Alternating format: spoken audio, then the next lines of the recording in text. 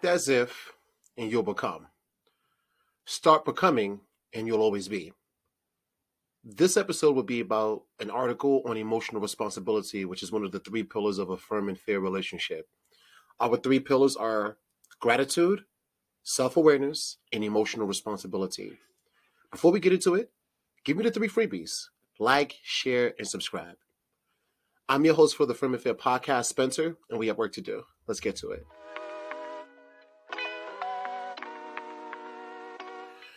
I've always been talking about this. This is the basis of being firm and fair, right? You want a healthy relationship, then you have to be emotionally responsible. Mind you, this article is actually from February 8th, 2017. But I'll be honest with you, this is a process that only came into my head after the failure of my last relationship because I did not maintain emotional responsibility. There'll be story time on that sometime in the future. But let's get into this article, and it'll be linked in the low bar for you if you actually want to take a look. So, if you want to have a healthy relationship, you have to be emotionally responsible, not emotionally dependent. Very big difference between the two. So, emotional dependency means getting one's good feelings from outside of oneself. So that responsibility has to come from within. It cannot be from outside factors. It means needing to get filled from outside rather than from within. Who or what do you believe is responsible for your emotional well-being? These are the numerous forms of emotional dependency. Dependence on substance such as food, drugs, alcohol to fill emptiness and take away pain. Dependence on processes such as spending, gambling, or TV, also to fill emptiness and take away pain. Dependence on money to define one's worth and adequacy. Dependence on getting someone's love, approval, or attention to feel worthy, adequate, lovable, and safe. Dependence on sex to fill emptiness and feel adequate. Now, when you do not take responsibility for defining your own adequacy and worth, or for creating your own inner sense of safety, you will seek to feel adequate, worthy, or safe externally. Whatever you do not give to yourself, you may seek from others, or from substances or processes.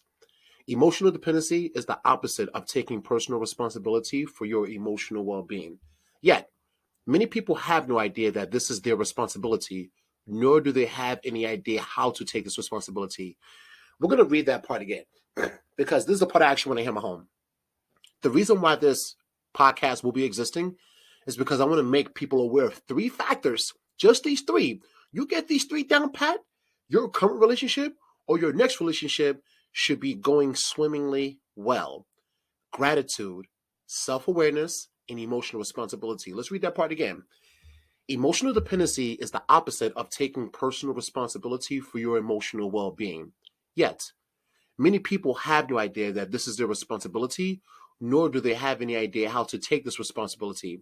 What does it mean to take emotional responsibility rather than be emotionally dependent?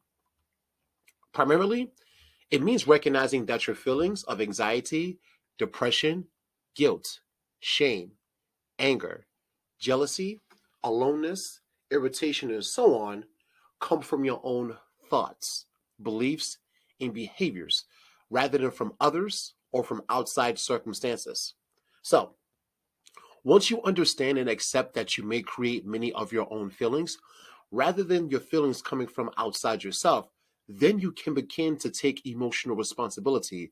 So what this means is that anytime you're feeling awful, it has nothing to do with the other person. It has something to do with what's going on inside your own heart and inside your own head.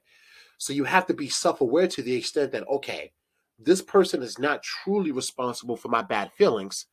So because they're not truly responsible for my bad feelings, I am. How do I actually rectify or correct this? So that's when you start to take emotional responsibility. I'm there.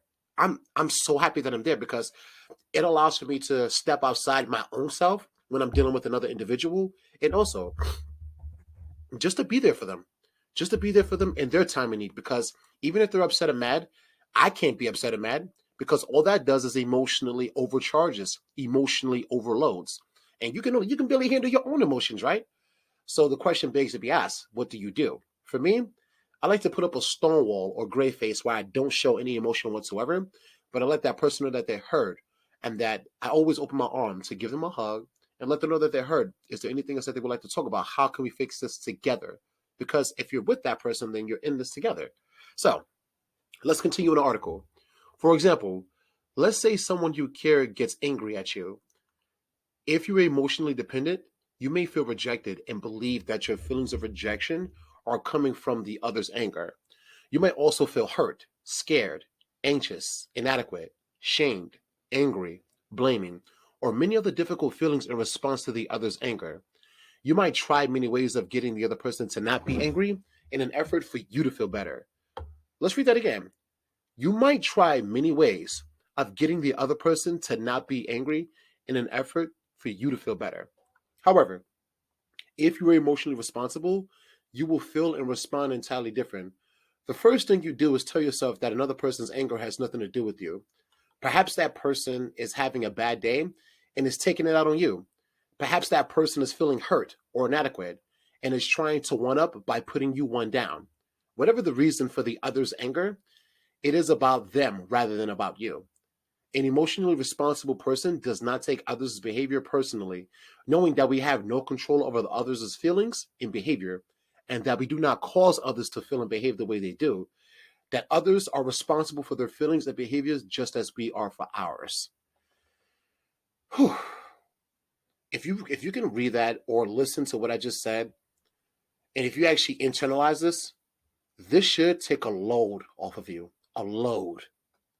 Because I used to always think that I was responsible for how that person felt like they're mad or upset about something that I didn't do. But how can I help that person not be mad or upset overall so that I can get back to feeling good myself too? Because I took their feelings personally. And when you do that, you find yourself in a position where you're taking custody for something you don't need to take custody of. You're not responsible for this. You're not responsible for what goes on in another person's head. You're not responsible for what goes on in their heart. But let's say if both of you come together emotionally responsible and self-aware. Let's just say, hey, if I'm angry or upset, I don't be angry or upset at that person. That is so it's emotionally irresponsible.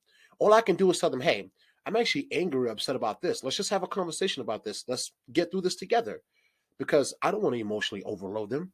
I'm emotionally responsible to that extent now where I can actually maintain the way how I feel and still have a conversation with the other person. So let's continue. We're going to read this last paragraph and then, you take it from here further because I want this to be a self-learning journey. It was a self-learning journey for me. Yeah, it's been about a year and a half since I've been in a relationship. My quarantine made me and her didn't make it, so it is what it is, right? But when I tell you that my next relationship, I'm going to make sure that I instill these types of thought processes into the person's head and then allow them to do their own research. I want you to do your own research as well, too.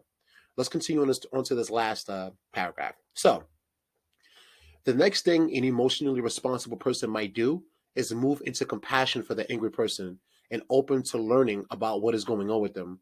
For example, you might say, I don't like your anger, but I'm willing to understand what is upsetting you. Would you like to talk about it? If the person refuses to stop being angry, or if you know ahead of time that this person is not going to open up, then as an emotionally responsible person, you would take loving action in your own behalf. For example, you might be willing to say, I'm unwilling to be at the other end of that anger. When you're ready to be open with me, let me know. Meanwhile, I'm going to take a walk or hang up the phone or leave the restaurant or go back into the other room. An emotionally responsible person gets out of the range of attack rather than trying to change the other person. Beautiful, beautiful. So there you kind of have it. Um, Being emotionally responsible is something that's truly important because if both of you are, then at least you can check your feelings when they come into play. And men, I'm actually leaning on you more to be emotionally responsible than the woman that you're with or your partner.